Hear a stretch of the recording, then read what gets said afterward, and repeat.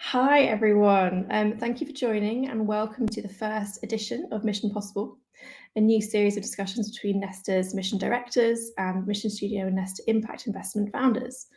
Throughout the series, we'll be chatting to founders we've backed via our studio, as well as those who've received investment from our Impact Investments team, which focuses on seed to Series A.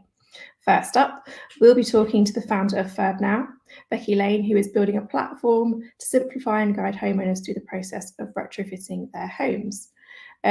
Quickly to touch on who I am and what Mission Studio is. Hello, I'm Alex Gilbert. I'm the head of ventures at Nesta.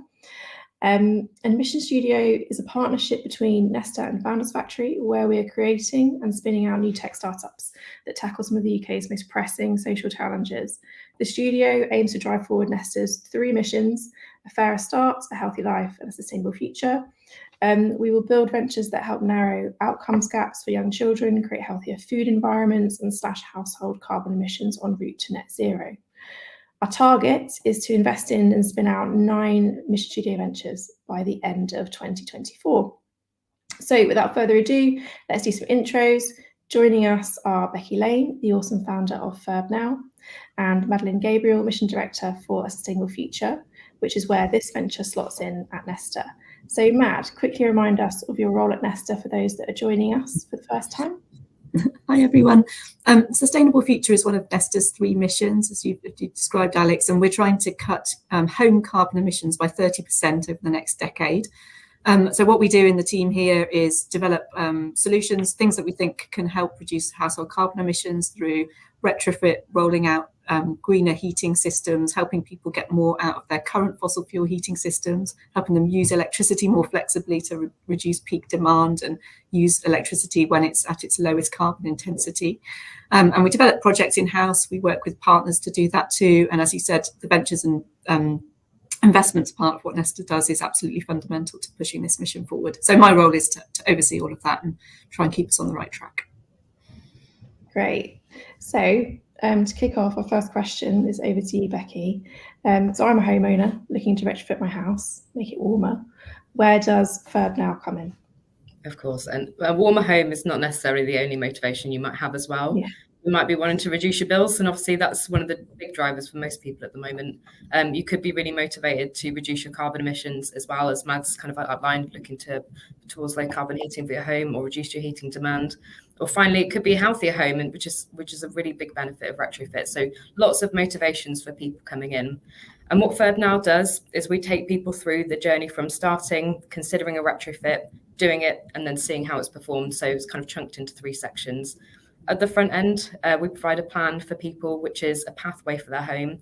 Roughly speaking, we follow the path of fabric first, so making sure you're insulating where appropriate and is cost effective, installing ventilation to support that, then looking onto opportunities for low carbon generation within your home. So that could be a solar PV or include a battery within that as well. Oh, sorry, I think my light's just gone off. That's dramatic. Mood lighting. Apologies for that. Onto generation, and then the final point is that transition over to low carbon heating, so getting ready for a heat pump, or it could be other technologies within that as well that's suitable for your home. I've already picked up in the comments somebody mentioned about the PAS 2035 process, and that's exactly the kind of recommendations that we're looking for. Fabric first, moving through the approaches and making sure we include ventilation and transition through to low carbon heating. Once we give that to people, which is a roadmap, depends where your house is now in terms of what those recommendations are, you can pick the stages that make most sense. So we, from our research and also engaging with the customers that we've had, people are likely to do this in stages. An investment which takes you all the way to a heat pump could be in the order of about £40,000 for a house to get to that point that's needed to reduce the heat loss, which is significant. It's a big chunk of investment in a home, and it's unlikely people are going to go all the way to that step in one go. So we give people the option of taking it in stages, what's suitable for their house and what their priorities are for their home to achieve. Is it warmth? It could be that draft proofing is actually going to be a significant impact and a low investment at the front end. When people are happy with the stage that they're going to invest in and go forward, we help with the project. And there's a few offers that we give there as well. We go all the way to saying, fine, you want to DIY, that's fine, you want to go down that route. We'll give you advice that you need to go down that route and actually take your project on. All the way to a full project management offer as well, where we'll provide a retrofit coordinator and bring together the installation team with a network of accredited we've worked together. And in between, if there's something in between, that can be quite expensive and you're not necessarily doing a large project, we also look at an offer which is in between, where we provide support. You might be finding your own installers, for example. We'll help you look at quotes and design and make sure that if you're having any issues with putting that together, we can support you. But it's trying to get over some of those pain points about starting, making decisions and taking the action to actually undertake a retrofit for your own home. And we don't stop there. So that's where we currently are at with our build with Verb now. In our future roadmap, we're looking to include monitoring as well, which personally referenced PAS 2035 as a key element, the evaluation of how the building has performed. And the ambition with that as well is not only to see how it's done, but also to build confidence with people. So as I said, they might take a staged approach. They do the first stage of the investment. They want to see that what they invested in has worked. The monitoring is in that place to build confidence with people that the work they've done is worthwhile, and doing a next step, which might be more confident or require more capital, will be worth doing. And again, within the future roadmap, we're looking to provide other products that support that as well. So particularly looking at the potential for an insurance product to be there if something isn't performing well, particularly how the installation was done, and actually have a route to making sure the remediation work is done effectively. So from start to finish, there might be lots of ways you come to us, different motivations. We're building a platform which takes you through those steps, trying to build on the best practice and advice that is available in the industry. So PAS 2035, for those who are not familiar, is a public available standard, which is the basis of some of this service has been built on, and ultimately trying to deliver value for customers so they can actually access this, move through, and give them language which they know and can work with as well. Great. And so why does this business have to exist, and why doesn't it already?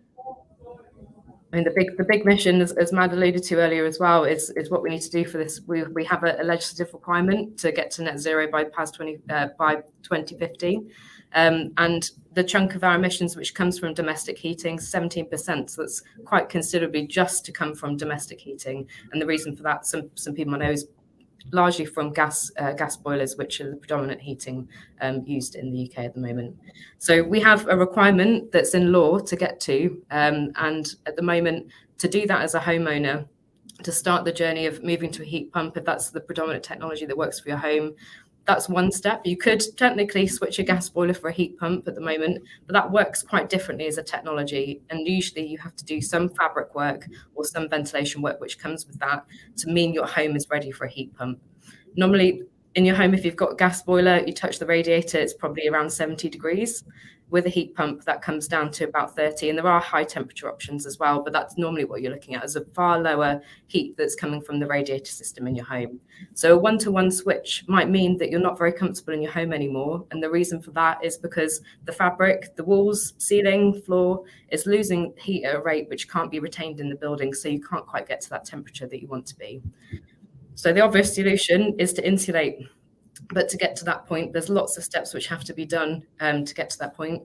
Lots of people know about loft insulation, are familiar with the idea of cavity wall, but there are other things you can do to your building to get to that point, which means the heat loss is low and you can remain comfortable as you go to low carbon heating. But as our research indicates, it's very tricky to even get to that starting point of doing a construction project, which is as complicated as that. And people are familiar with the idea of doing extension, it's that, but then you're also retrofitting an existing part of your building which you already live in. So that brings with it additional complications. And because you're also altering things like how moisture moves through your walls, how the airflow works in your house, that's something that lots of people, though they could maybe manage a project and get the insulation installed, don't have the expertise around building physics to be able to understand and plan and mitigate for some of those issues in the building. So lots of challenges with getting up and running, lots of different information as well available on Google, on YouTube, to try and figure out which is the best approach for your building. And at the end of the feedback we've had from a lot of the people that we've worked with is you just feel as confused as when you started. You're not sure what it is that you're going to go ahead with. So a business like this, there's some that already have started coming into this place, so smaller players, but I think the challenge is scale. Now, about 28 million homes in this country. There's a lot of work to support lower income housing and social housing in particular with grants. But there's a large chunk which is considered the able to pay market. And that if we're taking that assumed able to pay, which is above 30,000 household income, taking that definition from what is eligible for grants, don't agree that that is able to pay. If we're taking that as the benchmark to see what the size of the market is, it's about 14 million homes in the UK, which there currently isn't any funding for or a service where you can go and do this, which is available at scale. And this is what we're providing, that consistency of service, starting at plan, giving you a view to what you need to do, the staging and the infrastructure to help you move through and do that. And just a reflection on kind of why the market's in this position as well. If you can imagine the supply chain that's currently set up, so that comes from the installers and this market of retrofit assessors and coordinators, which are starting to develop, particularly over the last couple of years since PAS 2035 has come into play. If you're a business working in energy efficiency and there hasn't been a market that has existed to date where people are paying for these measures themselves, you still have to set up a business that runs sustainably. And where that market currently sits is linked to grant funding. And if you can imagine how much easier it is to work with a customer where there's one customer making decisions on behalf of housing stock, so that's kind of social housing, where they're making decisions on the design and the longer term programme, or you've got the LADS programmes or the eco programmes where, again, you're getting paid by one customer, that's the person who's managing the budget. And again, the decision makers, you're not having to deal with many households, many different designs, because there's that point of aggregation to help you find those customers and manage the customer journey. So at the moment, that's where the market is mainly sat and most of the activity. And the challenge with the able to pay market, which is where we're playing, is finding those customers that are committed to go through with a survey and also the work. And that requires nurturing and a skill set which is quite separate to what currently exists in the market. And that's where we specialise and where we're investing our time.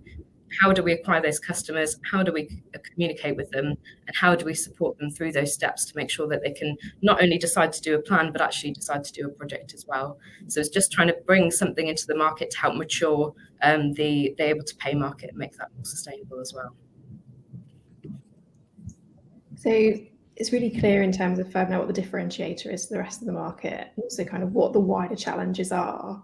A question for both of you, like, with the challenges in mind, what makes now the right time for FIRB now to exist?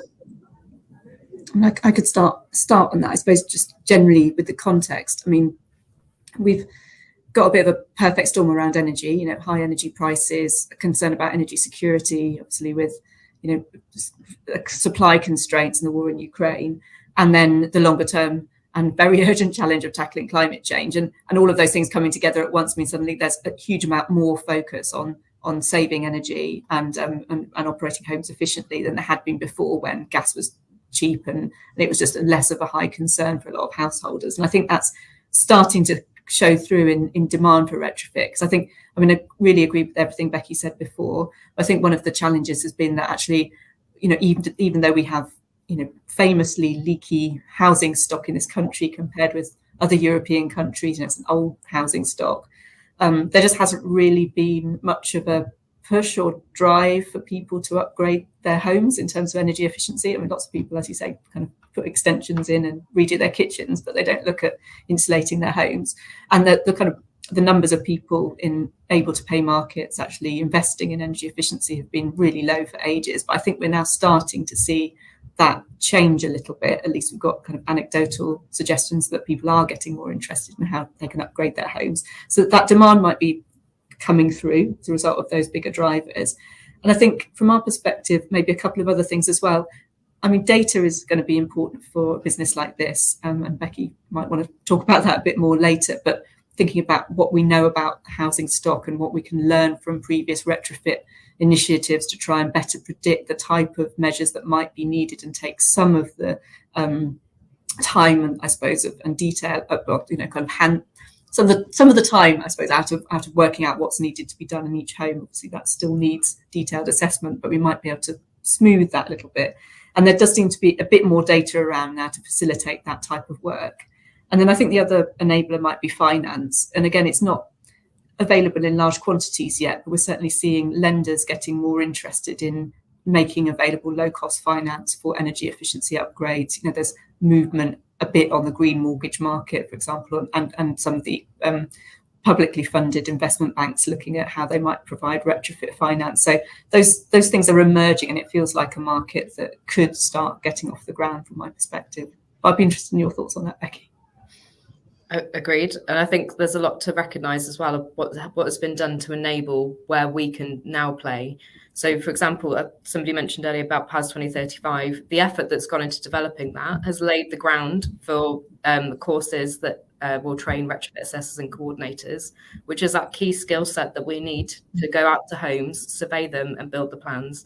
Without the groundwork that's been done to get us to that point, we wouldn't be able to build this business because we'd be building it from scratch. So it's just recognizing the work of all those companies and organizations that have put in to date to get us to this point, to make something that was embryonic into something that can now grow and scale, and things that are in place. And to that point as well, the standards that come with it, the medium-term plan, the approaches that come from PAS 2035, you mentioned the data enabler, which is really important. We can get to a point where we can understand, if we have a large enough sample, what retrofit plans can look like for archetype houses. And instead of building from scratch the plans that from initial data, we can start understanding suggested plans and validating it instead, and coming in from a different route, and start to innovate around that section as well, and what plans are available. So I think there's obviously the pressing points that Mad mentioned, that there's now the demand coming through, particularly from the able to pay. They can see the business case. The payback is still challenging in some of the technologies, but it's significantly better than it was. And there's that point, as Mad said, around about energy security. We've seen, I think last night as well, there was a warning that National Grid wasn't going to have sufficient power and there might be power cuts. There were articles over the summer that there wouldn't be sufficient gas for 3 days over the winter this winter. And I think people will be starting to think more rationally around making sure that they can look after themselves going forward into the future. And that will be with us, unfortunately, I think, for some time. So just taking a step back for a second, Becky, it'd be great to hear more about sort of what made you want to come and be the founder of FIRB now, and the roles that led you to this point across, West Midlands Combined Authority, Energy Systems Catapult, and your drive for this mission.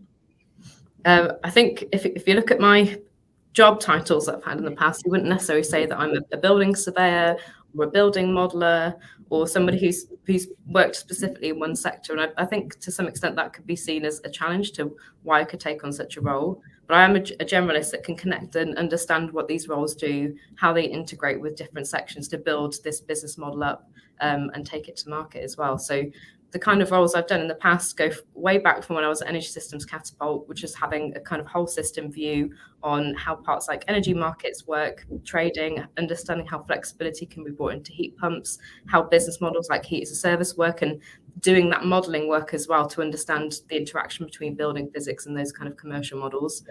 Taking that as well from understanding kind of policies and markets into a more delivery role as well. So the last place I worked was at West Midlands Combined Authority, leading on the Net Zero neighbourhood programme. And that was taking an idea. So if the hypothesis is that if retrofit street by street is going to be the most efficient way to roll out schemes in terms of time to get some acceleration of pace, how does that business model work? So the idea was to look at what the delivery model is, what the finance model is that can support that, and what the customer journey is for people who have different housing tenures and different priorities. And there's lots of different things to come there. So I suppose I've come from a background of a generalist, interested in energy, and always trying to understand how I can put my skill sets into the position which can accelerate implementation of low carbon technology the quickest.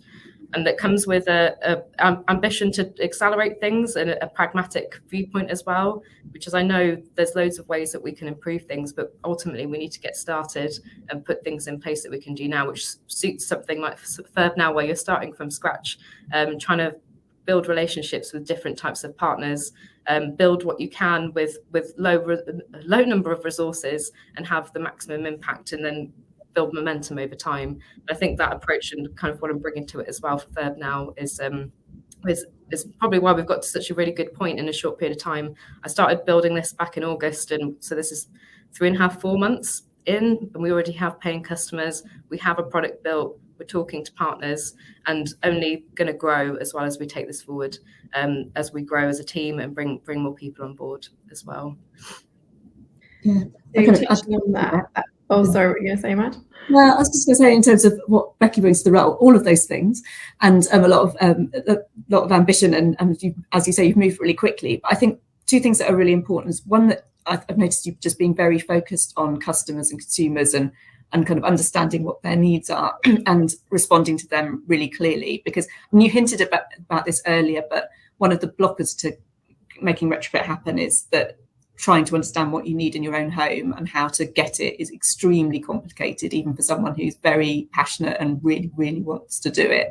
And you're focused really on sort of how to communicate with people very clearly, make it simple for them, while giving them the right type of information so they really know what they're undertaking. And I think that consumer focus is fundamental. And then the other side of it, which reflects one of the questions in the chat at the moment, is that you're also very good at building networks and partnerships. And I think that's going to be absolutely critical for this business, because you obviously have to have quite a sort of sophisticated network of people who can deliver surveys, do retrofit projects, support with home energy management and so on afterwards. So building up that kind of whole supply chain really is going to be part of your business. And I see that's something that you've majored on. I think that comes from my experience in the past of like being particularly focused on business models and understanding when you're integrating what the motivations are for different types of business, what can they bring to the proposition, but also what do they need to get out of it to help their own business succeed. And that's a pragmatic conversation again as well, to bring something that ultimately delivers something far more valuable and still can make sustainable businesses thrive going forward. There's a couple of questions in the chat about how you position yourself vis-a-vis others who are doing some similar work, like the Retrofit Academy and Retrofit Works, and again, how you might tackle supply constraints. So to take things, so I've just noted some of the stakeholders you've mentioned. So the Retrofit Academy, we have been speaking quite a bit. So I also hosted an event that we put on together, which was Retrofit in a Pub. I know that sounds quite bizarre, but the whole point was to try and attract people who were either new to this retrofit sector or interested in getting into this sector. So with Retrofit Academy, it's more of a collaboration. Hopefully what Verb Now can provide is another route to market, another pipeline of work for the retrofit assessors and coordinators that go through the training they put together. So collaborative on the training side. Retrofit Works and Carbon Carb, I have so much respect for the work they've done. They've built this market from scratch. They've understood the customer journey, and they're thriving. They're partnering, but we need more companies bringing a different angle to this market. So whereas they've started very locally, and as we will as well. So the primary market to start with for us will be in the West Midlands. Our vision is to grow nationally, building a marketplace of suppliers, and we provide the managed service in between. So to some extent, the bits I mentioned at the start around plan, project and monitoring sits within the same kind of wheelhouse as some of the partners in this space, but it's more about our business model, how we approach bringing suppliers in, and how we're building, again, the platform and the data which supports it, which allows us to go to that scale point a lot quicker. And what have you been, in the work you've been doing to date since August, Becky, what have you been learning in terms of, end user triggers, behaviours? Like, what's kind of surprised you? I'll let you get the light on. I'm sorry. We didn't think about this when I booked the room. Still for too long. I think as Mad pulled on the first task, I think we can have a lot of assumptions about how people feel about energy efficiency and investing in a retrofit project for their own home. From the start, I was trying to understand some of those key motivations. So we have an assumption about what the product is, and like I said, some of those steps are already in place, but what is the language people need to see? What are those key decision factors, and how do they, when they're starting this, what are their thoughts to go ahead with it? So the kind of work that we've done included doing large surveys with a big sample, understanding some basics around what do they think of, how do they describe energy efficiency, what do they include within that? Have they done any projects? Did they DIY it? Did they struggle to find installers? Just trying to validate some of those points around that we assume for this kind of market. We've built up a user group as well. So that was firstly trying to deep dive into some of those challenges that people have received around retrofit, or if they're considering it, or even if they would. And then we've built a prototype, which we've now got as a proper product, which is taking some of those principles around the medium-term plan that gets generated in the PAS 2035 process, and then taking that to the customer in our own format and testing that with people and seeing how they respond. Did it help them make a decision, and doing that testing as well? And through all of that evidence gathering as well, there are some interesting bits. One is something I've shared, I think I've shared with quite a few people, is a bit of I've called it a knowledge experience gap, because I haven't possibly thought of a better way to term it.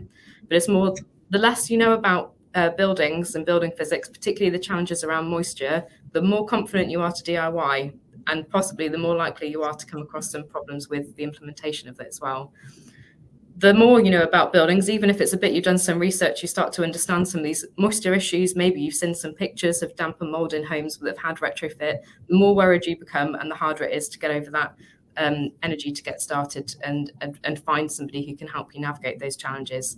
And it's interesting because the market that we're going after at the moment, probably more of those decided, more knowledgeable about the type of building that they want to do a project. That's probably where we're sat at the moment. But most of the market doesn't sit there. They sit in that kind of, I'm not sure, loft, surely, cavity, that's probably enough. And there's a lot that we have to do, and the market needs to do as well, to get people aware of some of the other measures and comfortable with that it's possible to manage some of those issues and implement a project themselves. Something I wanted to reflect on as well, which is, I know Mad talked earlier about financing being an enabler as well, but it's interesting that although it's perceived a lot about as a barrier to retrofit and investing in some of these measures, particularly doing a larger project, a lot of the customers that we're speaking to in the target market we're going for were not necessarily motivated by needing finance. They would either use products they already are comfortable using. So if that's remortgaging their home, using a loan, using 0% credit cards, if that's something they're used to doing, or using their savings, because that's something they know how to manage with their own household cash flow. So it's interesting that we already have a lot of those things in place. It's just connecting them in together. And it'd be interesting to see some of those bits that come together in the Green Homes Finance Accelerator that's just coming out at the moment, of what solutions maybe come to overcome some other barriers around raising finance to support enabling this as well. And one final thing I want to share, which is possibly a little bit of a shame, given that the mission, a lot of what we're driven about is reducing carbon emissions, particularly when doing the larger survey of understanding that market. So the less knowledgeable about this, what the motivations were for people and kind of presented for. And this was the ranking that we received. Number one was bill reduction, which is not necessarily a kind of surprise in the current environment. Number two was people wanting a warmer home. 3 was a healthier home. And finally, reducing carbon emissions. So what is clear that although many of us work in this sector are really motivated about the big picture, reducing carbon emissions, we need to be talking to the people we're working with in a language that suits them. So around bill reductions, helping them have a warmer and healthier home. And the carbon emissions is something that's secondary to many people, unfortunately. Just picking up on a comment in the chat, you touched on it earlier around insurance, but Graham asked, how can consumers be protected when undertaking large investments in this emerging market? I think this is what I'm keen to explore. And when I've mentioned it to many, they've been kind of surprised by the idea as well. So at the moment, there are ways of getting work back, but so you've got the insurance, which is covered by installers and surveyors. You can claim through that, but if they've gone bust, that tends to be quite difficult to go through that route. Then you have the collateral warranties that are associated with the actual products that are installed. So those are basically the mechanisms to be remediated at the moment. And why I've mentioned that insurance product, again, it's a little bit further on our roadmap for development, is to make it simpler. So if there's a problem, you go to one place to solve it to get that remediated. So for example, what you have at the moment with, if you're in your home, you have buildings insurance product, which is there to support if there's a problem with the home and needs to be fixed. And I think that's what we need to be looking at as a similar kind of wraparound product that looks at those integration problems and isn't dependent on individual suppliers or individual measures and going through going back to the suppliers for the collateral warranties.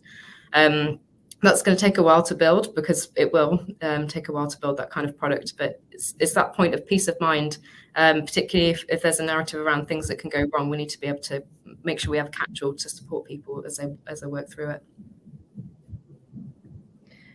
And Matt, I know we've touched on lots of challenges so far, but are there any other ones you'd add into the mix that you think Becky will come up against with Verb now?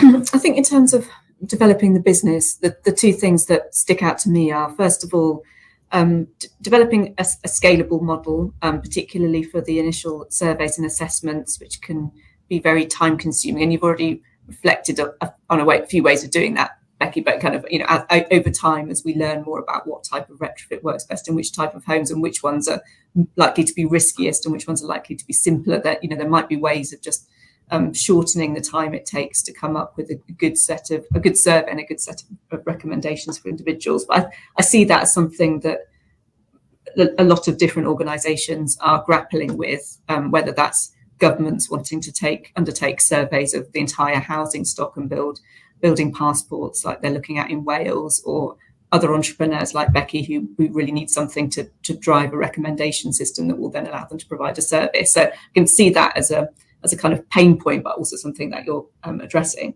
And then I guess the other side is, again, you touched on this, but scaling up from local delivery to national, when you will rely on local networks of trusted installers and construction workers and so on. We know skills in the sector is a challenge. So those are the two things that I see as probably most difficult for a business like this, but also where there's just huge benefits if you can crack it. Just to come back on that as well, those challenges are definitely in my mind, with the kind of what are we doing now versus how do we look. There's the now, next, later. What are we doing now? What is next? And the long-term ambition, which is national, and setting up things so we don't want to over-engineer what we're building now, because resources as it stands tends to be with the startup are limited. But keeping in mind how we learn about how we build a community or a network of suppliers, for example, in a region, and what would it take to replicate that? So what's the resourcing requirement? What are the processes? So we're ready for that next step when it comes, and lots of other challenges there are to come as well. I'm ready for them, is fair to say. You've teed up one of my next questions wonderfully. We've been talking a lot about the now. So for both of you, where do you see FurbNow in 5 years' time? The number of customers, the scope of impact, what does that look like for you both? I can start from what I'm hoping for. I think it comes to not just an ambition for what I want for the business, but also for the sector generally as well. I think we should be aiming to get to this point. For FurbNow, doing thousands of retrofits a year at scale. People are comfortable. We have a route to acquiring customers, which is sustainable. We're building trust. We're a trusted brand with customers as well. And they come back to us for their second stage, for their third stage. They're comfortable to work with us and this idea. We've built a reputation of trust with them as well, which I think is essential.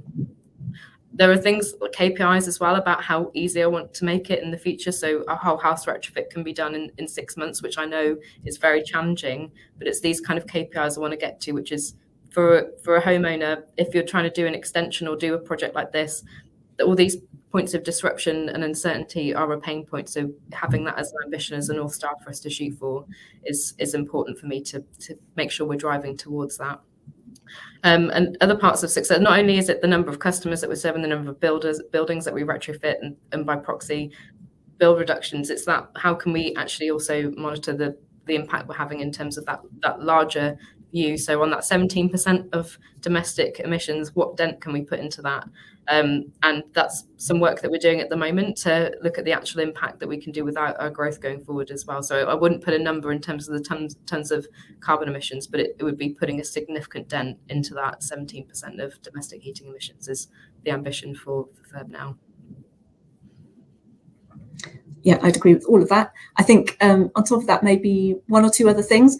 I think I'm hoping this business proves our hypothesis that there is demand for owner-occupiers to upgrade their homes as long as you make it simple and appealing and attractive for them to do so. So, if you had the customer numbers come through, that would prove that. But, I'm hoping this proves us right.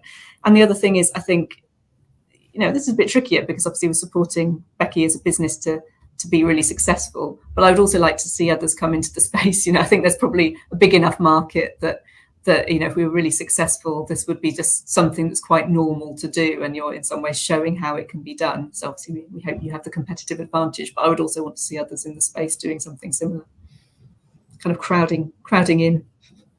And with that, I agree with Mad on this point as well. One company cornering the market is not going to build confidence with customers. And also the challenge of tailoring how this service works for different segments. One company is not going to be able to meet every type of household. So hopefully we are, again, that front runner, but more companies coming into the sector and understanding how they can innovate about particular parts of that customer journey to tailor towards different types of consumers. So, for example, there might be one of people who are considering an extension and being that point to help them add it in with an extension that might be not where we focus.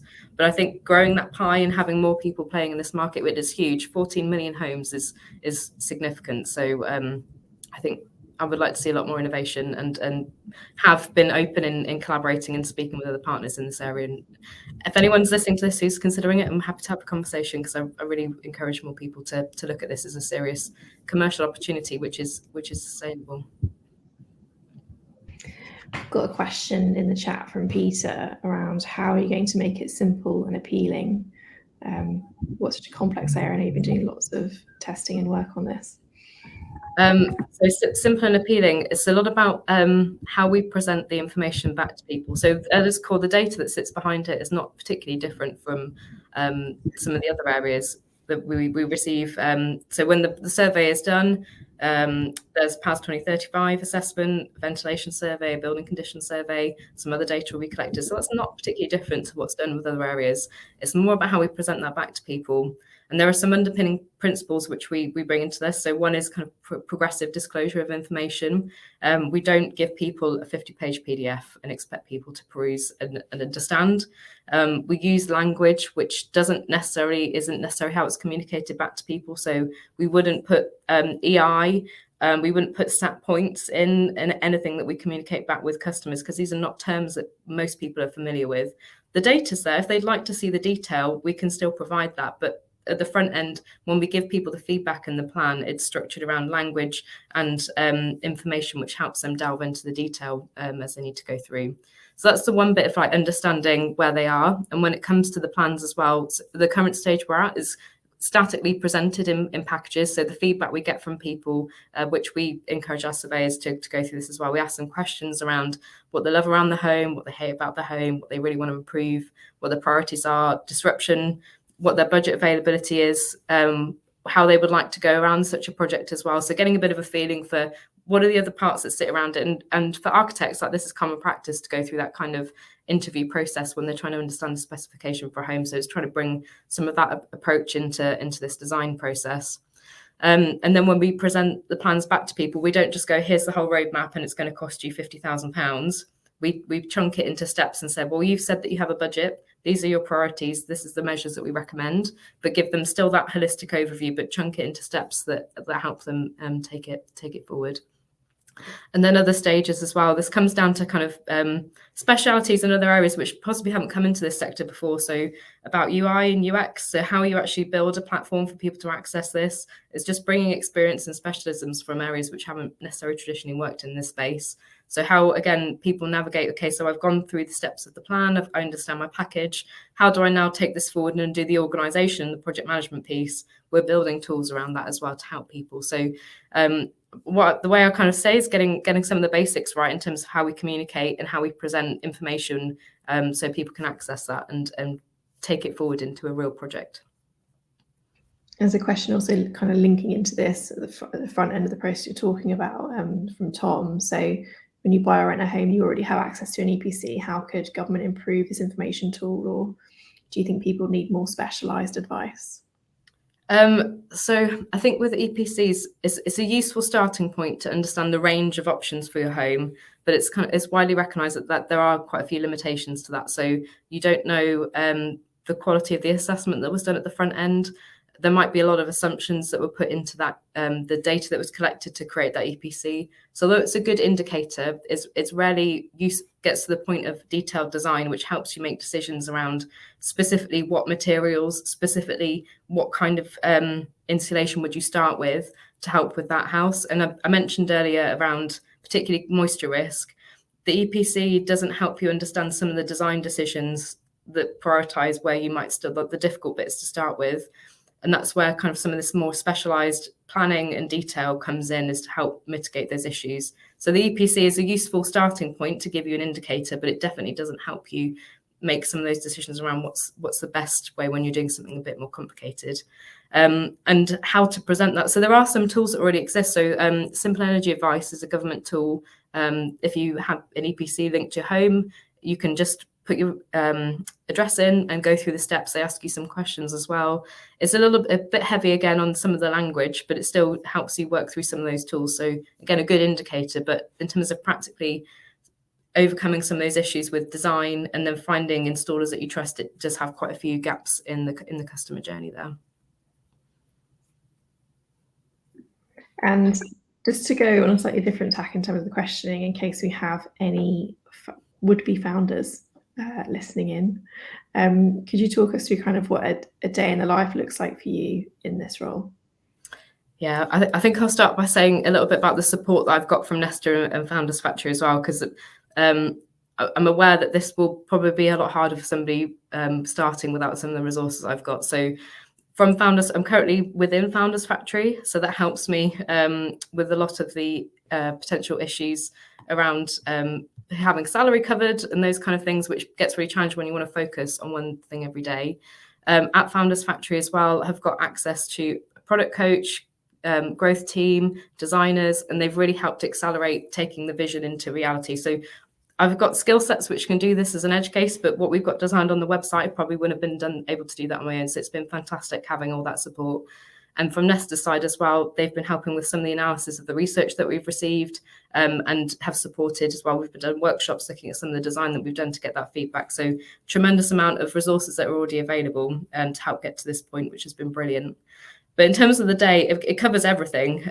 So I was thinking the other day about what the range covers, and I looked at one of my calendar days from last week, and it went from the point of talking about marketing strategy, so which platform we were going to use, the aims of the campaign, the target market, the messaging, where we were going to pop it on the, where it was going to land on the site, all the way over to the next steps for building the product.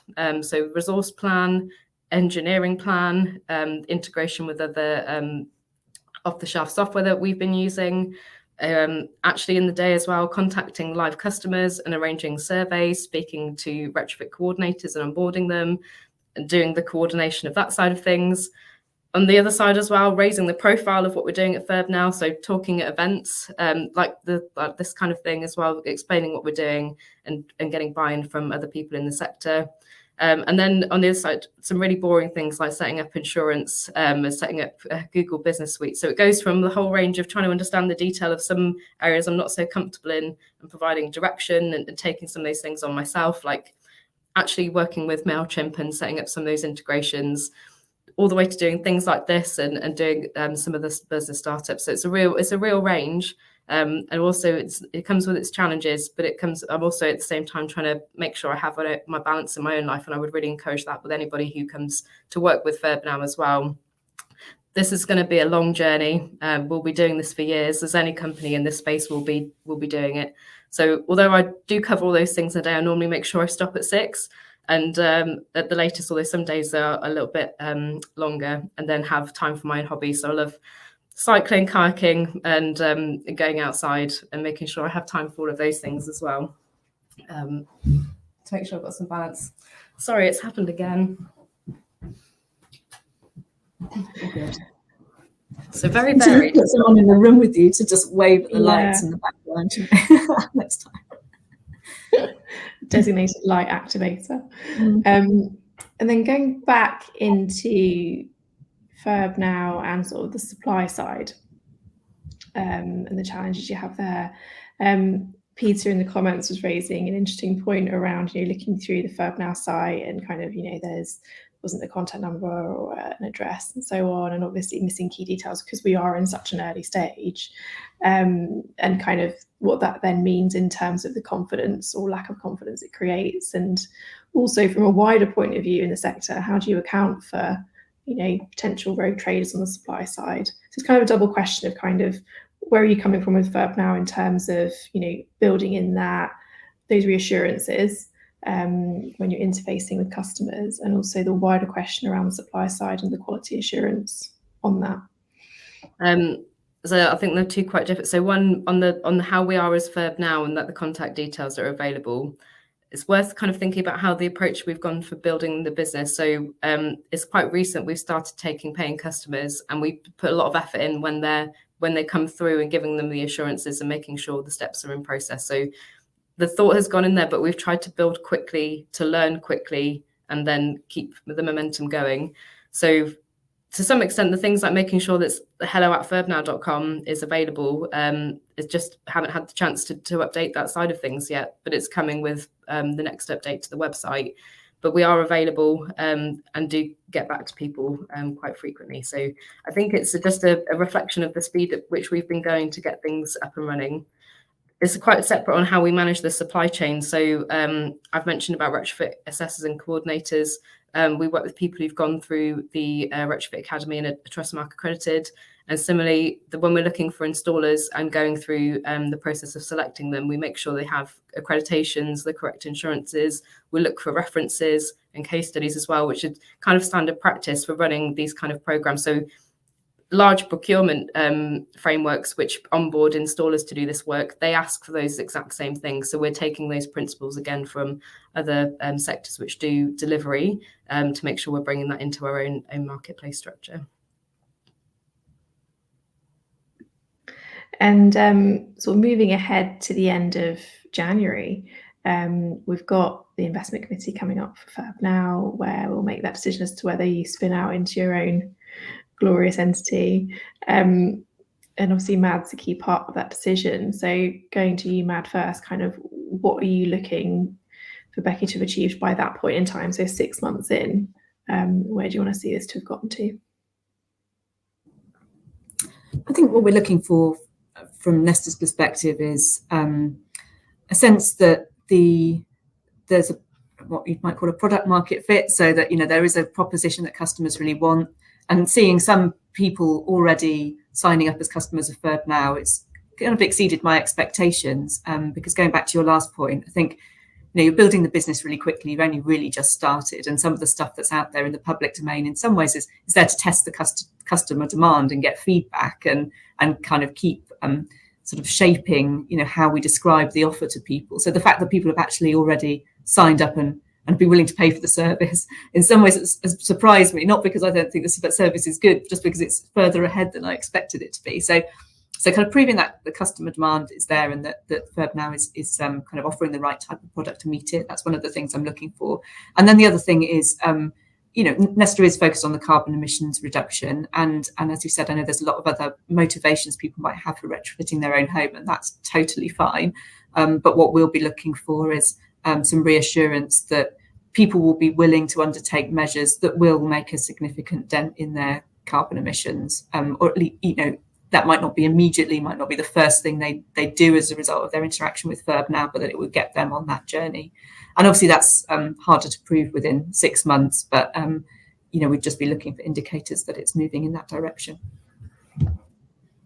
Yeah, on the stages. And that definitely, the point around carbon emissions is definitely one of those KPIs alongside customers at the front end, moving through the funnel, revenue, profit, those things around the business. There's the point, this is around the mission of making people and encouraging people to start that journey with us, and what we can do to actually put a dent into that domestic heating emissions percentage.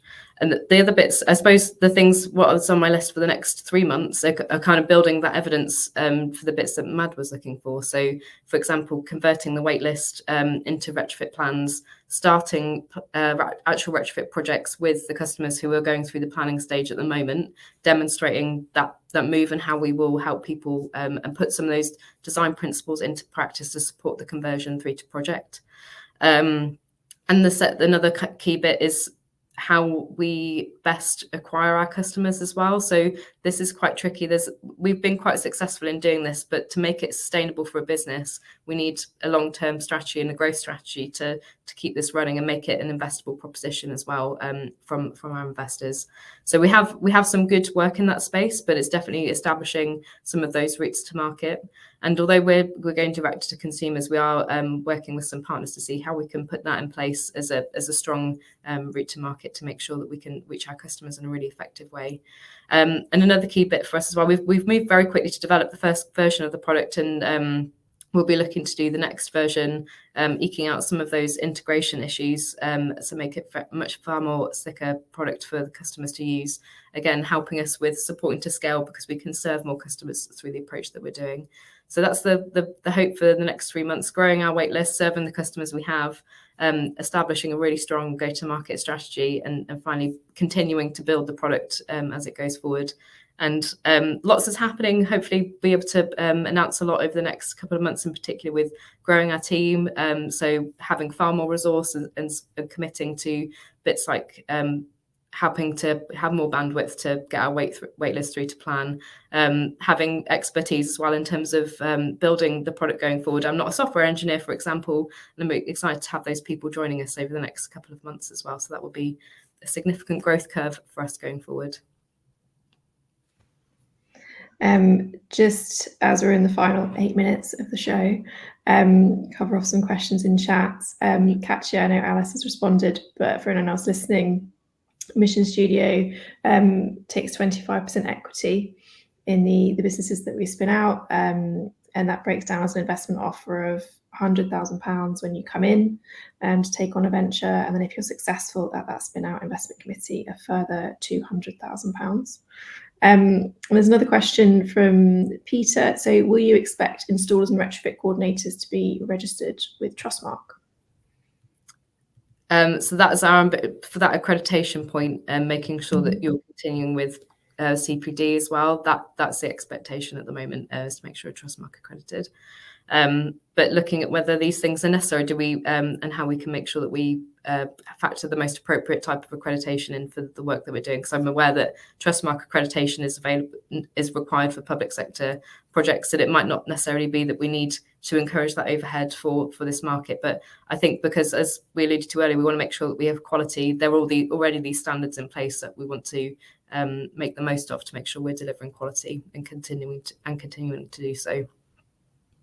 And sort of building on that first question, your response, so what tools do you anticipate to offer retrofit assessors, coordinators, what methodology in terms of assessment in comparison to Retrofit Academy and Retrofit Works? So the tools that with the retrofit assessors and coordinators at the moment that we're using, they're using the tools that they're most comfortable with, that they already subscribe to. So the software tools that they already use. Because we're at this early build stage, we're trying to understand what gives us the best kind of output. So that's the position at the moment, but it's likely to change. And we're working in consultation with the coordinators that we're on board to understand the implication of those kind of decisions. Kind of the ability to listening to understand what the best solution is to take it forward, rather than trying to shove a decision onto the coordinators, because we're building it in partnership. We want coordinators to want to work with us, and the best way to do that as well in the future. So to summarize, we haven't picked a tool. We're using the tools that retrofit coordinators and assessors are most comfortable with, and integrating the outputs of that into what we're providing to our customers.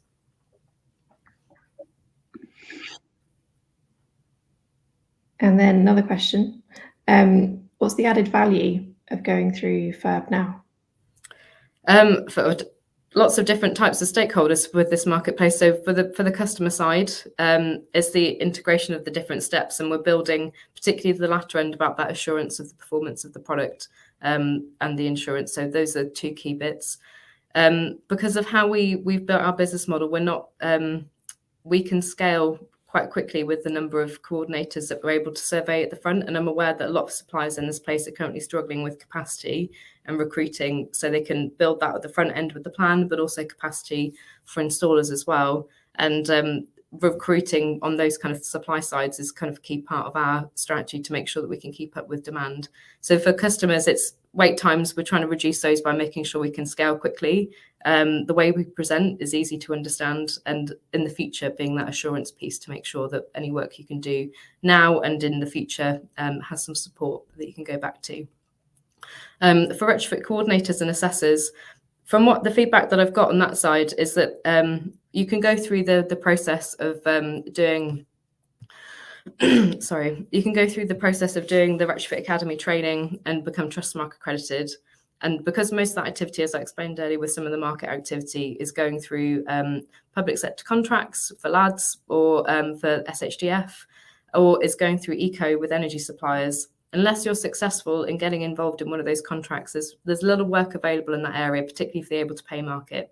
So what we're trying to do is provide another sustainable pipeline of work from the able to pay market, which you can access in your area. So if the more retrofit coordinators we build in an area, the more demand we can market for, bringing you work in your area as well. So trying to provide another revenue stream that people can access when they train to be retrofit coordinators. And then on the installer side as well, the work that we've done with installers, they're very familiar, and I understand the reasons why they work with public sector contracts, because it gives them that scale, it gives them the simplicity of the work program that's managed. They don't have to recruit those customers themselves. But we can again provide another flavour of that. We do the work in terms of providing that pipeline, providing a sustainable growth of customers in the area that they're working in as well. And again, that's just another proposition that we can give them hot leads, as in real customers that would like projects, instead of them having to go through some of those customer acquisition steps themselves. So it's trying to bring things to those other areas of the market to give them certainty in terms of the pipeline that they can receive, to help their businesses grow as well, so they can invest in people and resources on their side. Thanks, Becky. And to wrap up, one hopefully final question, I'll ping it to Mad first, is if £100 million landed in your account and you could put that towards anything to help decarbonise homes, what would you do? Love those types of questions. Thanks, Alex. I think the £100 million, it's an interesting amount because it sounds like an awful lot of money, but if you were to pump that into actually just paying for homes to be upgraded, it wouldn't really go all that far. So I think I would try and focus on some of the things that I see as enabling more home upgrades and transition to low carbon heating to happen. So one might be kind of a better data and understanding on where the housing stock is now and what difference upgrade measures could make to people's comfort and carbon emissions. So something that people could build out from. I mean, there are a lot of really good housing models out there at the moment, but not necessarily widely accessible to everyone who needs to use them. So, can we build something that's, say, open data on the quality of the housing stock and how you could upgrade it? Another thing might be improving EPCs, because I see them as a really important tool, I suppose, for homeowners and others who might invest in homes, lenders and so on, to understand what the performance of homes really is.